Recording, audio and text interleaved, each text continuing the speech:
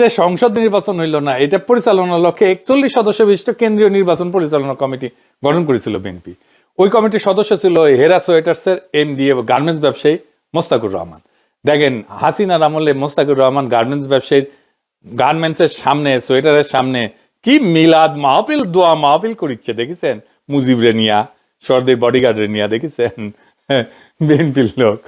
নির্বাচনের আগে বিএনপির জামাই কোটার বুদ্ধিজীবী গর্ব করে বলছিল বিরোধীদের অর্থমন্ত্রী হওয়ার মতো ফিগার নাই। জামায়াত ইসলাম যদি সরকারে আসে তাহলে অর্থমন্ত্রী কি হবে? তাদের কোনো প্রিপারেশন নাই। আসলে মূল ঝামেলা ছিল বিরোধীদের না, ওদেরই বিভিন্ন সেক্টরে যোগ্য লোক নাই। এই জন্য দেশের ইতিহাসে প্রথমবারের মতো একজন গার্মেন্ট ব্যবসায়ীকে এনে কেন্দ্রীয় ব্যাংকের গভর্নর বানায় দেওয়া হইল। মাত্র 2 মাস আগে, গত ডিসেম্বরে, মিউচুয়াল ট্রাস্ট ব্যাংকে বিশেষ নীতিমালায় 2 বছরের গ্রেস পিরিয়ড সহ 10 বছরের মেয়াদে তার মালিকানাধীন গার্মেন্টস কোম্পানি হেরা সোয়েটার্স লিমিটেডের 89 কোটি টাকা বকেয়া ঋণ পুনঃস্তবশীল করছে। মানে এটা খেলাপি ঋণ ছিল। লুটপাটের সব কারিগরের সাথে বাংলার লুথার কিং এর সিস্টেম হয়ে গেছে। তারাই মব তৈরি করে আগের গভর্নরকে, মনসুর সাহেবকে ব্যাংক থেকে বের করে দিছে। ব্যাংকিং খাতকে যেই লোকটা গত 1.5 বছরে আবার ঠিকঠাক করছিল, তাকে না সরাইতে পারলে চলতেছিল না বাংলার লুথার কিং এর। উনারা সরাইলে একজন ঋণ খোলাপি, সেটা ছোটখাটো গার্মেন্টস ব্যবসায়ীকে গভর্নর বানাইল লুথার কিং। একটা দেশের সেন্ট্রাল ব্যাংকের প্রধান, গভর্নর কেবল একজন ব্যাংকার না, তিনি মূলত রাষ্ট্রের আর্থিক সার্বভৌমত্বের রক্ষক। এটা একটা বিশাল পজিশন। আর্থিক সার্বভৌমত্ব আসলে কি? 1 নাম্বার হইতেছে নিজের মুদ্রার উপরে, নিজের টাকা পয়সার উপরে নিয়ন্ত্রণ। দেশ ঠিক করবে কত টাকা ছাপাবে, সুদের হার কত হবে, মুদ্রাস্ফীতি কিভাবে নিয়ন্ত্রণ করবে। যদি অন্য দেশ বা সংস্থার চাপে এই সমস্ত ঠিক করতে হয়, তাহলে আর্থিক সার্বভৌমত্ব কমে যায়। IMF বললো, বিশ্বব্যাংক বললো এটা করো ওইটা করো, ওই চাপটা যদি সহ্য করতে না পারে গভর্নর, তাইলে IMF বিশ্বব্যাংকই দেশ চালাবে, আমরা না। 2 নাম্বার, বৈদেশিক ঋণের উপরে স্বাধীনতা। যদি কোনো দেশ এত বেশি বিদেশি ঋণে ডুবে যায় যে ঋণদাতারা বলে এই বাজেট কাটো, ওই বাজেট কাটো, ভর্তুকি বন্ধ করো, এই কর বাড়াও, তাইলে বাস্তবে সিদ্ধান্ত নেওয়ার ক্ষমতা তার নিজেদের থাকে না, ওরা নিয়ে নেয়। তাই তো করে IMF, ওয়ার্ল্ড ব্যাংক তো তাই করে, বলে এইখানে ভর্তুকি দেওয়া যাবে না, এইখানে কাটো, এইখানে দাম বাড়াও, বিদ্যুতের দাম বাড়াও, এইটা করো সেইটা করো। আমাদের অর্থনীতি আমরা চালাই না, ওরা চালায়। 3 নাম্বার, ব্যাংকিং ব্যবস্থার নিরাপত্তা। দেশের ব্যাংক যদি বিদেশি শক্তি বা রাজনৈতিক গোষ্ঠীর নিয়ন্ত্রণে চলে যায়, তাহলে অর্থনীতি ঝুঁকিতে পড়ে যায়। একটা উদাহরণ দিয়ে বুঝি, ধরেন আপনার নিজের বাড়ি আছে, কিন্তু মাসের শেষে আপনি কি খাবেন, কি কিনবেন, সব সিদ্ধান্ত নেয় যদি আপনাকে যে ঋণ দিছে সে, তাহলে বাড়ি আপনার, কিন্তু নিয়ন্ত্রণ তো আপনার না। রাষ্ট্রের ক্ষেত্রে একই কথা। আর্থিক সার্বভৌমত্বের মানে হইতেছে নিজের টাকার মূল্য, ব্যাংকিং ব্যবস্থা, ঋণ এবং অর্থনীতি নিয়ে স্বাধীনভাবে সিদ্ধান্ত নেওয়ার ক্ষমতা। তার মানে বাংলাদেশ ব্যাংক আর সোনালী ব্যাংক এক ধরনের ব্যাংক না। তাহলে এই কেন্দ্রীয় ব্যাংক আর সাধারণ ব্যাংকের মধ্যে তফাৎ কি? সাধারণ ব্যাংক আমরা এটা প্রত্যেকদিন ব্যবহার করি, আমরা যাইতে পারি ওইখানে, টাকা জমা রাখি, ঋণ নিই, বাড়ি বানানোর লোন নিই বা ব্যবসার লোন দিই। এরা ক্রেডিট কার্ড দেয়, চেক দেয়, লাভ করার জন্য ব্যবসা করে, জনগণকে সেবা দেয়। উদ্দেশ্য কি? লাভ করা। কাজ করে সাধারণ মানুষের সাথে আর ব্যবসা প্রতিষ্ঠানের সাথে। সাধারণ মানুষ তাদের টাকা জমা রাখে, এই টাকা নিয়ে সে আরেকজনকে ঋণ দেয়, আমাদেরকেও ঋণ দেয়, ব্যবসা প্রতিষ্ঠানকেও ঋণ দেয়, আর এই টাকা ঋণ দিয়ে সে লাভ করে ব্যাংক। আপনার অ্যাকাউন্ট যে ব্যাংকে আছে সেটা সাধারণ ব্যাংক। আর সেন্ট্রাল ব্যাংকটা কি? এটা হলো দেশের সব ব্যাংকের মা বাপ, এরা দেশের টাকা ছাপে। আপনি টাকা খুলে দেখেন, ওখানে বাংলাদেশ ব্যাংকের গভর্নরের সিগনেচার আছে। এরা টাকা ছাপায়, সুদের হার ঠিক করে, ব্যাংক কত সুদ দেবে, সব ব্যাংক ঠিকভাবে চলতেছে কিনা সেটা তদারকি করে, দেশের ডলারের রিজার্ভটা সামলায়। আপনি বাংলাদেশ ব্যাংকে যেতে পারবেন না, কারণ বাংলাদেশ ব্যাংক সাধারণ মানুষকে সেবা দেয় না, এ পুরো দেশের অর্থনীতি নিয়ন্ত্রণ করে। বাংলাদেশ ব্যাংক কোনো ব্যবসা করে না। ব্যাংকের লক্ষ্য হচ্ছে আর্থিক স্থিতিশীলতা ঠিক রাখা। সে কাজ করে সরকার, অন্যান্য ব্যাংক এবং আর্থিক প্রতিষ্ঠানের সাথে। 3 ধরনের এন্টিটির সাথে কাজ করে। সাধারণ ব্যাংক আপনার টাকার দেখভাল করে, কেন্দ্রীয় ব্যাংক দেশের টাকা এবং অর্থনীতির দেখভাল করে। তা আমরা তাইলে এই লোক হয়েছে তো কি হয়েছে, একজন গেছে আরেকজন আসছে, কি সমস্যা? এখানেই সমস্যা। সেটা হচ্ছে একটা দেশের সেন্ট্রাল ব্যাংকের গভর্নর হইতে কি কি যোগ্যতা থাকা উচিত, এটা আমাদের জানা থাকা দরকার।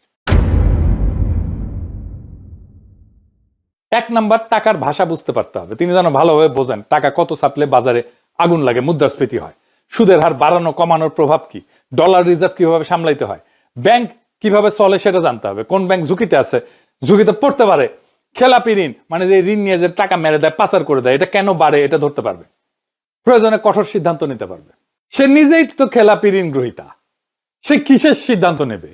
সততা থাকতে হবে, সরকারের চাপে অযথা টাকা চাপাবে না, দুর্নীতিগ্রস্ত ব্যাংকে বাঁচাইতে নিয়ম ভাঙবে না, এবং এই কাজ করছে এখনই, দায়িত্ব নিয়ে করছে, এটা পরে আমরা আসতেছি।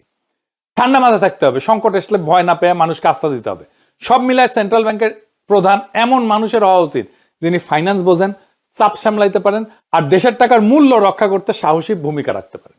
শিক্ষাগত যোগ্যতা কি থাকা উচিত? অর্থনীতি, ফাইন্যান্স, ব্যাংকিং এ উচ্চশিক্ষা, কমপক্ষে মাস্টার্স, পিএইচডি হলে সবচেয়ে ভালো। ম্যাক্রো ইকোনমিক্স, মুদ্রানীতি, আর্থিক বাজার এই সম্পর্কে গভীর জ্ঞান বা পেশাগত অভিজ্ঞতা থাকতে হবে। এখন আবার আমার ক্ষুদ্র ভাতার ভগিনীরা কবে, দাদা ম্যাক্রো ইকোনমিক্স আবার কি? এটা আমি কলে আগে আমার ভিডিওতে করছিলাম, তাও আজকে একটু বুঝাই দিই। দুইটা জিনিস, ম্যাক্রো আর মাইক্রো ইকোনমিক্স। ম্যাক্রো ইকোনমিক্স হলো পুরো দেশের অর্থনীতির বড় ছবিটা দেখা। এটা একজন মানুষের আয় ব্যয়ের হিসাব না, এটা পুরো দেশের আয় ব্যয়, জিনিসপত্রের দাম, চাকরি, টাকা, ঋণ সব একসাথে বোঝা। সহজ একটা উদাহরণ দিই, ধরেন একটা পরিবারের একটা সমস্যা হইলো, একজনের আয় কমলো, এটা মাইক্রো ইস্যু, মাইক্রো। কিন্তু পুরা গ্রামে যদি সবার আয় কমে যায় সেটা ম্যাক্রো ইস্যু। ম্যাক্রো ইকোনমিক্স কি দেখে? মুদ্রাস্ফীতি দেখে, সব জিনিসের দাম বাড়ছে কেন এটা দেখে, বেকারত্ব দেখে, কেন সবাই বেকার হচ্ছে, চাকরি পাচ্ছে না কেন, জিডিপি দেখে, দেশ বছরে কত উৎপাদন করছে সেটা দেখে, সুদের হার দেখে। এটা ম্যাক্রো ইকোনমিক্স। সুদের হারের উপর নির্ভর করে ঋণ নেওয়াটা সহজ না কঠিন। ডলার রিজার্ভ দেখে, দেশের হাতে কত বৈদেশিক মুদ্রা আছে। মাইক্রো ইকোনমিক্স দেখে ব্যক্তি বা একটা কোম্পানির অর্থনীতি। ম্যাক্রো ইকোনমিক্স দেখে পুরা দেশের অর্থনীতি। আপনার পকেটের টাকা নিয়ে হিসাব হচ্ছে মাইক্রো, দেশের টাকার ভবিষ্যৎ নিয়ে হিসাব ম্যাক্রো। ম্যাক্রো ইকোনমিক্স হচ্ছে কত টাকা ছাপাবো, সুদ কত রাখবো, জিনিসপত্রের দাম কিভাবে কমাবো, ডলার কিভাবে বাঁচাবো, এই বড় সিদ্ধান্তগুলোর বিজ্ঞান হইতেছে ম্যাক্রো ইকোনমিক্স। বুঝিছাও? বড় ব্যাংকে যদি কাজ করে আসে, আর্থিক প্রতিষ্ঠানে দীর্ঘ অভিজ্ঞতা থাকে যদি, তাহলে খুব ভালো হয়। সেন্ট্রাল ব্যাংক বা আন্তর্জাতিক সংস্থা যেমন IMF, বিশ্ব ব্যাংক, এই সমস্ত জায়গায় কাজ করে আসছে, আর্থিক নিয়ন্ত্রক সংস্থায় কাজ করে আসছে, তাইলে ভালো হয়। ব্যাংকিং খাতের তদারকি এবং ঝুঁকি ব্যবস্থাপনা বোঝার ব্যক্তিগত গুণাবলী আছে, এটা হইলে ভালো হয়। সততা এবং স্বচ্ছ ভাবমূর্তি আছে, রাজনৈতিক চাপ সামলানোর ক্ষমতা, সংকটের সময় ঠান্ডা মাথায় সিদ্ধান্ত নেওয়ার ক্ষমতা। সংক্ষেপে বললে ভালো পড়াশোনা থাকতে হবে, বাস্তব আর্থিক অভিজ্ঞতা থাকতে হবে, সততা এবং সাহস থাকতে হবে। এই চারটা জিনিস না থাকলে একজন মানুষ সেন্ট্রাল ব্যাংকের প্রধান হওয়ার উপযুক্ত না। বিএনপি এলাকা কইতেছে সব দেশে সরকার বদল হইলে নিজের লোক বসায়, কথা সত্য, কিন্তু আপনারে দুইটা জিনিসের জবাব দিতে হবে। কেমন করে, কোন পদ্ধতিতে আপনি বদলাইতেছেন, আর 2 নাম্বার, বদলায় কারে দিতেছেন। আপনি মনসুর সাহেবকে তো মপ করে বদলাইলেন, আর যারে বসাইলেন সে কি কোনোভাবে মনসুর সাহেবের মতো যোগ্য? চিফ প্রসিকিউটর তাজুলকে আপনি সরাইলেন, একই ঘটনা। নতুন যে চিফ প্রসিকিউটর দিচ্ছেন সে কি তাজুলের চাইতে যোগ্য? যোগ্য না। দেখেন সে কেমনে কথা বলে। ট্রাইব্যুনালে চিফ প্রসিকিউটরের দায়িত্ব পেয়েছি। আমি কৃতজ্ঞতা প্রকাশ করছি আমি যে দল করি, আমার দলের প্রতিষ্ঠাতা স্বাধীনতার মহান ঘোষক শহীদ রাষ্ট্রপতি জিয়াউর রহমান, আমার পরম শ্রদ্ধেয় নেত্রী দেশনেত্রী বেগম খালেদা জিয়া এবং আমার নেতা মাননীয় প্রধানমন্ত্রী জনাব তারেক রহমানের প্রতি আমি কৃতজ্ঞতা প্রকাশ করছি।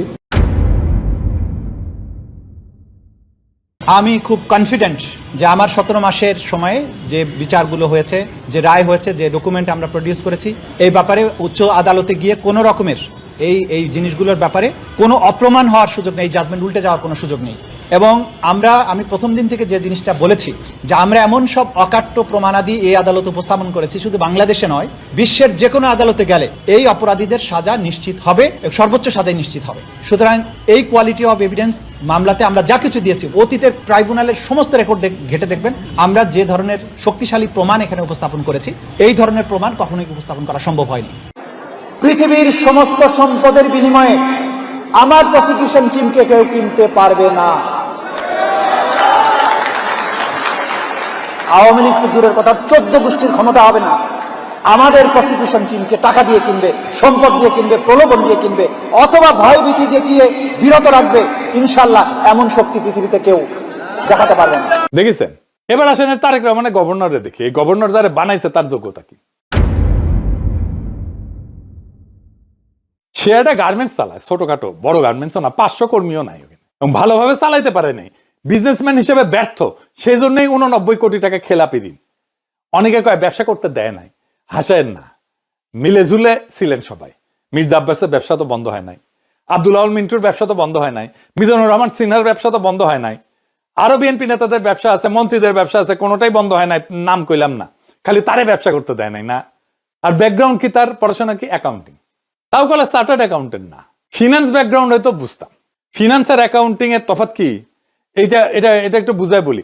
যারা জানেন তারা তো জানেনই, যারা এই বিষয়টা একটু পরিষ্কার করে বুঝেন না তাদের বলে রাখা ভালো। আমিও যে ভালো বুঝি তা না, তাও চেষ্টা করি একটু বুঝানোর জন্য।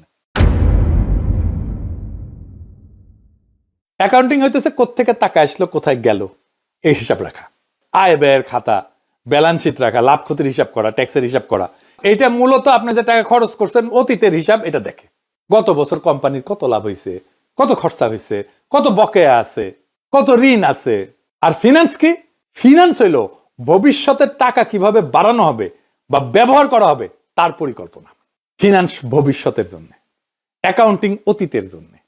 আমরা বর্তমানে থাকি, আমাদের দুইটাই লাগে, আমার ফিনান্স লাগে, আমার অ্যাকাউন্টিং লাগে। অ্যাকাউন্টিং অতীতের টাকার হিসাব করে আর ফিনান্স ভবিষ্যতের টাকার হিসাব করে। কোথায় বিনিয়োগ করলে লাভ বেশি, ঋণ নিব নাকি শেয়ার ছাড়বো, ঝুঁকি কেমন এই বিনিয়োগের, সুদের হার কত, এটা ভবিষ্যতের সিদ্ধান্ত, এটা অঙ্ক কষে বের করতে হয়। দুই দিকে লিখে দেন এডিটর সাহেব। অ্যাকাউন্টিং হিসাব রাখা, ফিনান্স সিদ্ধান্ত নেওয়া। অ্যাকাউন্টিং অতীতের হিসাব দেখে, ফিনান্স ভবিষ্যতে কিভাবে কাজ করবে সেটা দেখে। অ্যাকাউন্টিং রিপোর্ট তৈরি করে, ফিনান্স বিনিয়োগ এবং ঝুঁকি বিশ্লেষণ করে। অ্যাকাউন্টিং বলে টাকা কি হইল, ফিনান্স ঠিক করে টাকা আসলে কি হবে। বুঝেছেন তো? বাংলাদেশ ব্যাংকের কাজে এই ফিনান্সের ব্যাকগ্রাউন্ড থাকলে ভালো হইতো, তার এক ব্যাকগ্রাউন্ড অ্যাকাউন্টিং এ। তো উই যে ইকোনমিক্স এর না, এটা একটু দেখাই। দেখেন কি কইছে, সে কইছে সুদের হার কমাবে, এটা নাকি তার অগ্রাধিকার। আমার ঘোড়া হাসবি না, আমি তো আমার ঘোড়াও টায়ার্ড হয়ে গেছে। এই ভালসুন কয় কি, আমাদের মুদ্রাস্ফীতি হইতেছে 9%-এর মতো। জানেন তো মুদ্রাস্ফীতি কি জিনিস? মানে ধরেন আপনি গত বছর যে জিনিসটা 100 টাকায় কিনতেন সেই জিনিসটা এই বছর কিনতে আপনার 109 টাকা লাগে। এটাই মুদ্রাস্ফীতি, মানে টাকার মান কমে গেছে। মানে আমাদের জিনিসপত্রের দাম প্রত্যেক বছর 10% করে বাড়তেছে প্রায়। এইখানে আপনি যদি 5% সুদ করেন, কমায় দেন, তাইলে কেউ আর ব্যাংকে টাকা রাখবে? মানে আপনি নিজে আজকে যে জিনিস 100 টাকায় কিনতেছিলেন সেটা সামনের বছর কিনবেন 110 টাকা, আপনি জানেন। আর ব্যাংকে রাখলে কি হবে, আপনার 100 টাকা বাইরে 105 টাকা হবে এই সুদে। এটারে বলা হয় রিয়াল রিটার্ন, মানে আপনার টাকা কমে যাবে আরো। রিয়াল রিটার্ন মানে সুদের হার থেকে মুদ্রাস্ফীতি বাদ দিতে হয়। ইনফ্লেশন যদি হয় 9% আর সুদ যদি হয় 6%, তাহলে রিয়াল রিটার্ন নেগেটিভ 3% আপনার। সুদ যদি 7% হয় তাহলে নেগেটিভ রিটার্ন -2%। সুদ যদি 8% হয় তাহলে নেগেটিভ রিটার্ন -1%। সুদ যদি 9% হয় তাহলে কোনো নেগেটিভ রিটার্ন নাই। সুদ যদি 10% হয় তাহলে পজিটিভ রিটার্ন আছে আপনার 1%, আপনার রিয়েল রিটার্ন। আপনি আসলে 1% সুদ পাচ্ছেন। অর্থাৎ সুদ 9%-এর নিচে হইলেই মানুষ ক্ষতিগ্রস্ত হবে, মানুষ ব্যাংকে টাকা রাখবে না। আপনি খালি দেখেন ওয়ার্ল্ড ব্যাংকের ডেটা, পরপর 4 জন বাংলাদেশ ব্যাংকের গভর্নরের পারফরমেন্স দেখেন। রিজার্ভ বাড়াইছে সবচেয়ে বেশি কে? মনসুর সাহেব। মুদ্রাস্ফীতি কমাইছে সবচেয়ে বেশি কে? মনসুর সাহেব। এই ভালসুন তো ইকোনমিক্সের বেসিক জানে না। নিজের ছোট একটা সোয়েটার কোম্পানি ঠিক মতো চালাইতে পারেন আর তারা সারা বাংলাদেশের অর্থনীতির দায়িত্ব দিয়ে দিচ্ছেন। অর্থনীতি খারাপ হয়ে যাবে দেখেন, আমি কয়ে গেলাম, মিলাই নিন। বিএনপির লোকেরা পছন্দ করে না এই নিয়েও, অনেকে তো প্রকাশ্যেই বলতেছে আপনি জানেন তারা কারা, কিন্তু এখন তো নিরপেক্ষ সাজা লাভ নাই। এই বিএনপিকে ক্ষমতায় আনার জন্য তো দিওয়ানা হয়েছিলেন, ক্ষমতায় আনবেন কিন্তু লুটপাটের দায়, অদক্ষতার দায় নেবেন না, এটা তো হয় না। আর একটা জিনিস আছে, কি সেটা? কনফ্লিক্ট অফ ইন্টারেস্ট বলে একটা জিনিস আছে না। যেই লোক নিজে একটা ব্যবসায়ী, যে ব্যাংক থেকে লোন নেয়, এখনো তার খেলাপি ঋণ আছে, তাকে বাংলাদেশ ব্যাংকের গভর্নর বানাইছে যে ব্যাংকগুলোর কন্ট্রোলিং অথরিটি। হাসিনার এর চাইতে বেশি চক্ষু লজ্জা ছিল, এর তো চক্ষু লজ্জাটাও নাই। বেসিক নর্মস মানে না একটা বিজনেসের, একটা দেশের, একটা রীতির, একটা নিয়ম মানে না, রাষ্ট্রের কোন নিয়ম। একটা মজার জিনিস দেখবেন, আর ডাক নাম ছিল মইন। আমাদের বেসে কিন্তু মানে আমরা যে বেসে সেই বেসে আর কি, আমার সমান বয়স আর কি, 80-র দশকে ফুলকুড়ি আসরের সাথে কাজ করতো। এটা বোধ হয় 87 সালে ঢাকার মুক্তাঙ্গনে ফুলকুড়ি আসরের ছড়াপাঠ অনুষ্ঠান হিসেবে মোস্তাকুর ছড়াপাঠ করিচ্ছে। ফুলকুড়ি জানেন তো, এটা শিবির, ছোট শিবির আর কি, মানে শিবিরদের শিশুদের সংগঠন আর কি, জামাতের শিশুদের সংগঠন, সোজা কথা। শেষ পর্যন্ত ফুলকুড়ি থেকে আসা গুপ্ত জামাত শিবিরকে লাগলো বাংলাদেশ ব্যাংক সামলাইতে। হ্যাঁ আল্লাহ, আমরা দরবেশ বানায় দাও। গুপ্ত গুপ্ত আচ্ছা, উনি আইসা কি করলেন? আইসাই বিএনপির মন্ত্রী আব্দুল আল মিন্টুর ব্যাংকে 1000 কোটি টাকা দিছে তারল্য সংকট কাটানোর জন্য। মানে মাল পাতলা হয়ে গেছিল, ঘন হবি ঘন। হ্যাঁ, তারল্য মানে বুঝেন তো, মানে ব্যাংকের টাকা ঢুকে খেয়ে ফেলছিল আব্দুল আল মিন্টু, দেউলিয়া হয়ে যাওয়ার কথা। বাংলা লুথার কিন আমার আপনার টাকা দিল ওই ব্যাংকে, দুর্বল ব্যাংকে, যে ব্যাংক একটা অদক্ষ ব্যাংক।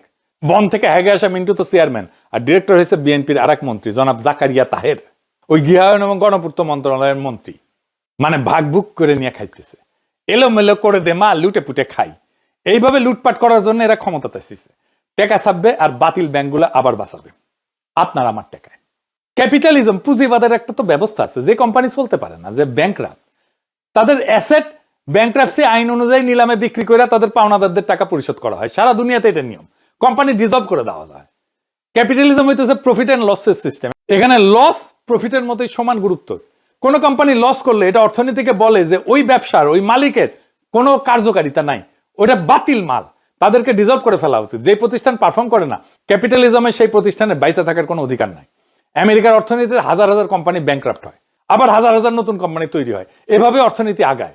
অর্থনীতিবিদ ইয়াজেফ সুম্পেস্তার, অনেকে বলে জোসেফ সুম্পেস্তার, আমেরিকান অস্ট্রিয়ান পরে অস্ট্রিয়ান অর্থনীতিবিদ, পরে আমেরিকা চলে গেছে, হার্ভার্ডে পড়াইতো। তার ক্রিয়েটিভ ডিস্ট্রাকশন একটা থিওরি আছে, সেটা বলে যে এইভাবে ভালসুন বাজে কোম্পানিগুলো ডিজলভ করে মাইরা ফেলাইতে না পারলে বা অর্থনীতিতে কোনো ক্রিয়েটিভিটি আসে না। অর্থনীতির ক্রিয়েটিভিটির জন্য, অর্থনীতিকে বাইসে থাকার জন্য এই খারাপ ব্যাংক, খারাপ প্রতিষ্ঠান, এগুলো ধ্বংস হয়ে করে দেওয়া উচিত। সেই জন্য বলছে ক্রিয়েটিভ ডিস্ট্রাকশন, সৃজনশীল ধ্বংস। আমি বলে দিতেছি কি হবে। এই গভর্নর খালি টাকা চাপাবে আর রুগ্ন শিল্পগুলোকে দিবে, আর ওরা টাকাগুলো পাচার করে দিবে।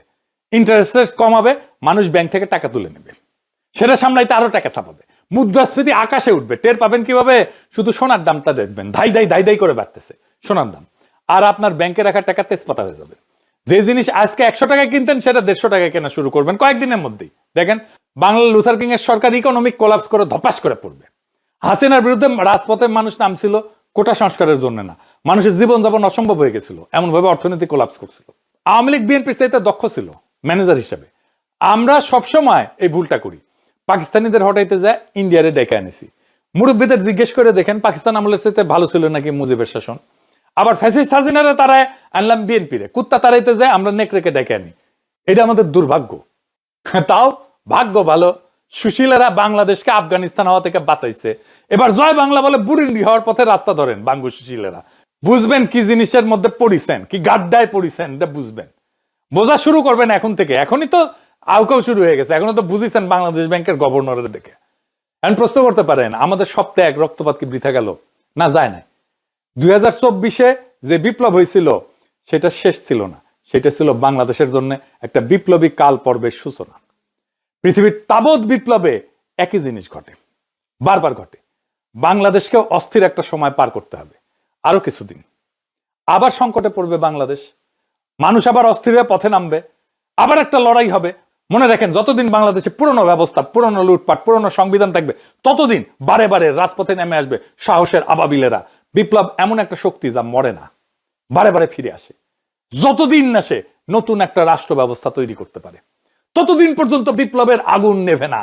বিপ্লব শান্ত হয় না, বিপ্লবীরা শান্ত হয় না। বিপ্লব কখনো পরাজিত হয় না, ইতিহাসের চাকা পিছনের দিকে যায় না। বিপ্লব মানে শুধু রাস্তায় নামা না, বিপ্লব মানে প্রাতিষ্ঠানিক শুদ্ধি, বিপ্লব মানে অর্থনৈতিক নৈতিকতা, বিপ্লব মানে রাষ্ট্রকে দল থেকে আলাদা করা। মনে রাখবেন, বিপ্লবকে দমন করা যায় কিন্তু বাতিল করা যায় না।